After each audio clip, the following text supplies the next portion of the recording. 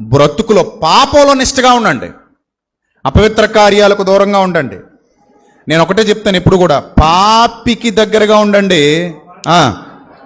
యేసు ప్రభు సూత్రం, పాపానికి దూరంగా ఉండండి.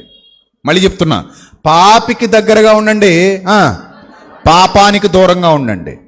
నా చుట్టూతా చాలామంది పాపం చేసేవాళ్ళు ఉండొచ్చు, కానీ నేను పాపం చెయ్యను. నాకు తెలిసిన తమ్ముడు ఉన్నాడు, సాఫ్ట్వేర్ జాబ్ చేస్తాడు. ఆ సాఫ్ట్వేర్ జాబ్లో అతను అంటారట, యు ఆర్ ఎ బోరింగ్ గై అంటారట. ఎవరట? యు ఆర్ ఎ బోరింగ్ గై. ఎందుకంటే నువ్వు ఒక బోరింగ్ పర్సన్వి, చికాగ్గాడివి. నువ్వు పార్టీకి వచ్చినా మాకు ఉపయోగం లేదు. ఎందుకు లేదు ఉపయోగం? అది మాతో చీర్చి కొట్టవు, మాతో ఉండవు, మాతో కొట్టవు, నువ్వు మాతో ఏం చెయ్యవు, నువ్వు సో కాదు నువ్వు బోరింగ్ గాడివి నువ్వు అని అంటారట. కానీ మరి తప్పుతుందా? వెళ్ళాలా వెళ్ళకూడదా? వెళ్ళాలి, తప్పదు. వెళ్తాడట, చక్కగా ఏం వంటలు ఉన్నాయో చూసుకుంటాడు, ప్లేట్లో పెట్టుకుంటాడు, కడుపు నిండా తింటాడు.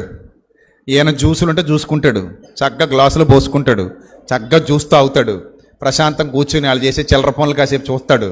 తండ్రి వీళ్ళకి మారు మనసు దయచేయి తండ్రి అని ప్రార్థన చేస్తాడట అక్కడే కూర్చొని. మంచి తమ్ముడు, తండ్రి వీళ్ళ కన్నులు తెరిపించి ప్రభువా, వీళ్ళకి మారు మనస్సు దయచేయి తండ్రి. మా కంపెనీలో ఇంకా ఇలాంటి వాళ్ళు చాలామంది ఉన్నారు, అమ్మాయిలు అబ్బాయిలు కూడా తాగేస్తున్నారట ఈ మధ్య. సో వీళ్ళందరికీ మారు మనసు దయచేయి తండ్రి అని ప్రార్థన చేసి చక్కగా ఆ భోజనం చేసి జ్యూస్ తాగి ఇంటికి వచ్చేస్తాడు. పాపులతో కలిసి ఉన్నాడు, తప్పలేదు, కానీ పాపానికి దూరంగా ఉన్నాడు. అది నిష్ఠ అంటే, అది నిష్ఠ అంటే భక్తి జీవితంలో. పాపులతో కలిసి తిరుగు, పాపానికి దూరంగా తిరుగు. పాపులతో కలిసి ఉండు, పాపానికి దూరంగా ఉండు. నీకు ఓపిక ఉంటే, నీకు నిజంగా ధైర్యం, శక్తి, బలం నీ హృదయంలో ఉంటే ఆ పాపిని సత్యం వైపు నడిపించు. అది గ్రేట్నెస్. అర్థమైందా? అతని వ్యసనాల నుండి విడిపించే విధంగా అతనికి సత్యం ప్రకటించి మారు మనసు వచ్చేలా చేసి సత్యం వైపు నడిపించు. అర్థమైందా? ఇప్పుడు నువ్వు అలాగే ఉన్నావు అనుకో, కొన్నాళ్ళకి నీతో వాళ్ళే ఇష్టపడరు సాంగత్యం చేయడానికి. పోనీలే పోనీ.